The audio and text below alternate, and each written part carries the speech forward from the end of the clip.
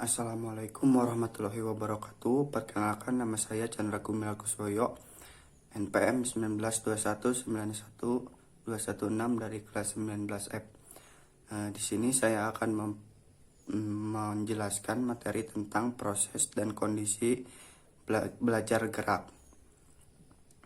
Baik, kita masuk pada materi, yaitu proses belajar gerak. Belajar gerak merupakan sebagian dari belajar secara umum. Sebagian dari belajar gerak mempunyai tujuan tertentu.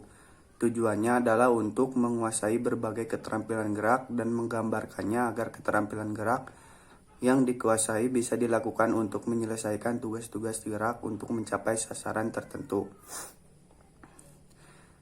Belajar gerak adalah suatu proses, suatu aktivitas berlangsung dalam suatu proses untuk mencapai tujuan belajar. Untuk mencapai tujuan belajar memerlukan satu fase.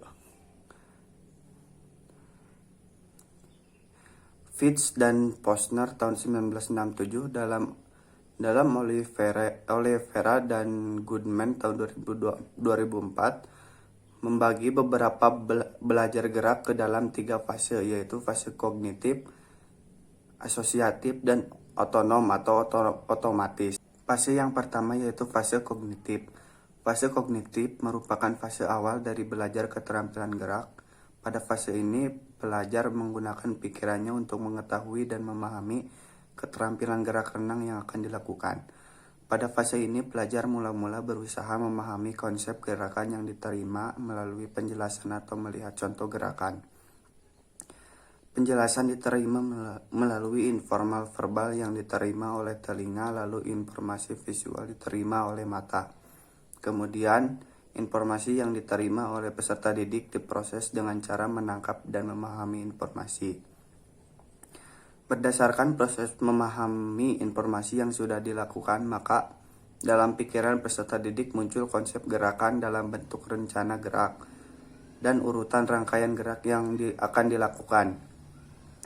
Agar konsep gerak yang dipahami pelajar adalah benar, diperlukan contoh gerakan yang benar dan dapat diamati dengan jelas. Fase yang kedua yaitu fase asosiatif.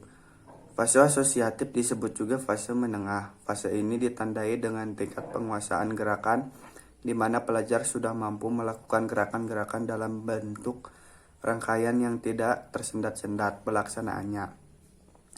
Dengan tetap mempraktekkan berulang-ulang, pelaksanaan gerak semakin efisien, lancar sesuai dengan keinginannya, dan kesalahan gerakan semakin berkurang. Untuk meningkatkan penguasaan dan kebenaran gerakan, pelajar perlu tahu kesalahan yang masih diperbuatnya melalui pemberitahuan orang lain yang diamatinya, merasakan gerakan yang dilakukan, atau melihat gambaran rekaman pelaksanaan gerak. Dari ketahuannya tentang kesalahan gerak yang dilakukan, pelajar perlu mengarahkan perhatiannya untuk membetulkan selama mempraktikkan berulang-ulang. Kemampuan untuk mengenali kesalahan gerakan sangat diperlukan untuk peningkatan penguasaan gerak. Untuk meningkatkan penguasaan gerak diperlukan kesempatan yang leluasa untuk praktek berulang-ulang. Pada fase asosiatif ini merangkaikan bagian-bagian gerak menjadi rangkaian gerakan secara terpadu, merupakan unsur penting untuk menguasai berbagai gerakan keterampilan.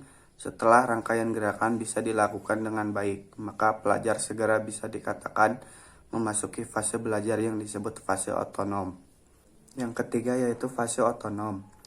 Fase otonom bisa dikatakan sebagai fase akhir dalam belajar gerak. Fase ini ditandai dengan tingkat penguasaan gerak di mana pelajar mampu melakukan gerakan keterampilan secara sistematis. Fase ini dikatakan sebagai fase otonom karena pelajar mampu melakukan gerakan keterampilan tanpa terpengaruhi, walaupun pada saat melakukan gerakan itu pelajar harus memperhatikan hal-hal lain selain gerakan yang dilakukan. Hal ini bisa terjadi karena gerakannya sendiri sudah dilakukan secara otomatis. Contoh dari pencapaian fase otonom, misalnya pada anak yang belajar bersepeda. Setelah mencapai fase yang otonom, ia mampu mengendarai sepeda dan tidak jatuh walaupun melakukan sambil menengok ke kanan atau ke kiri. Memperhatikan pemandangan di sekelilingnya.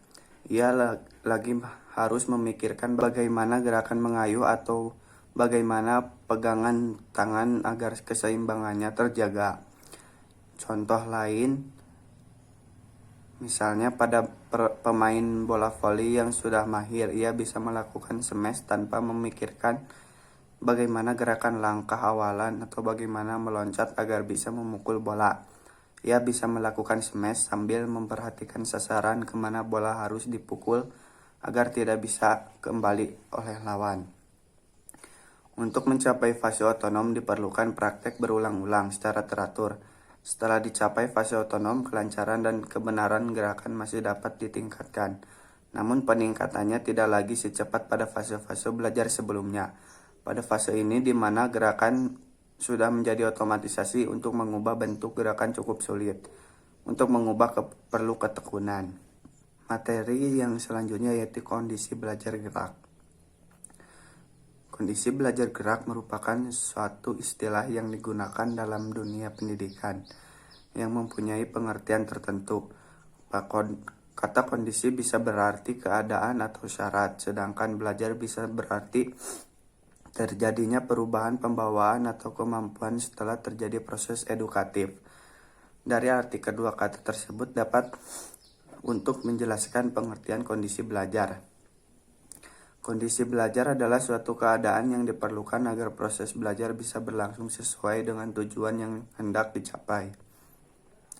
Keadaan yang diperlukan agar proses belajar terjadi mencakup keadaan yang ada pada diri pelajar dan perlakuan yang dikenakan kepada pelajar.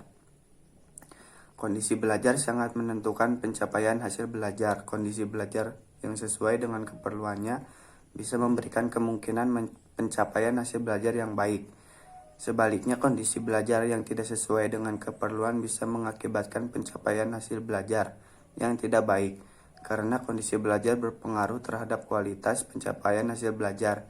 Maka, kondisi belajar harus disiapkan sebaik-baiknya dalam proses belajar mengajar. Kondisi belajar harus disesuaikan dengan jenis belajar yang ditangani dalam proses belajar mengajar. Kondisi belajar yang sesuai untuk belajar kognitif, belajar afektif, dan belajar gerak adalah berbeda-beda. Masing-masing jenis belajar tersebut perlu penanganan yang berbeda-beda dalam proses belajar mengajar. Yang pertama, kondisi internal dalam belajar gerak. Kondisi internal adalah keadaan yang seharusnya ada pada diri pelajar. Kondisi internal dalam belajar gerak meliputi dua macam, yaitu yang pertama, pelajar harus mengingat bagian-bagian keterampilan gerak. Untuk mempelajari gerakan keterampilan baru hanya dimungkinkan apabila belajar memiliki modal berupa kemampuan melakukannya. Gerakan-gerakan yang merupakan dasar terbentuknya gerakan yang baru, misalnya agar belajar dimungkinkan mempelajari keterampilan gerak menggiring bola, harus terlebih dahulu mampu berjalan atau berlari. Yang kedua, pelajar harus mengingat urutan-urutan rangkaian gerak. Gerakan keterampilan pada dasarnya merupakan rangkaian dari gerakan-gerakan. Apabila pelajar tidak bisa mengingat urutan rangkaian dari gerakan-gerakan, maka ia tidak akan mampu melakukan gerakan keterampilan dengan baik. Contohnya masih mengenai belajar bermain tenis. Agar ia bisa bermain dengan baik, ia harus ingat bagaimana urutan gerakan servis, urutan gerakan mengejar bola, kemudian memukulnya dengan sebagiannya. Sebelum melakukan pukulan servis, pelajar harus ingat bahwa terlebih dahulu harus berdiri di luar garis belakang sambil memegang raket dan bola. Bola dilambungkan terlebih dahulu, kemudian dipukul sebelum bola jatuh kembali di lapangan. Mungkin itu yang bisa saya jelaskan, kurang lebihnya mohon maaf. Wassalamualaikum warahmatullahi wabarakatuh.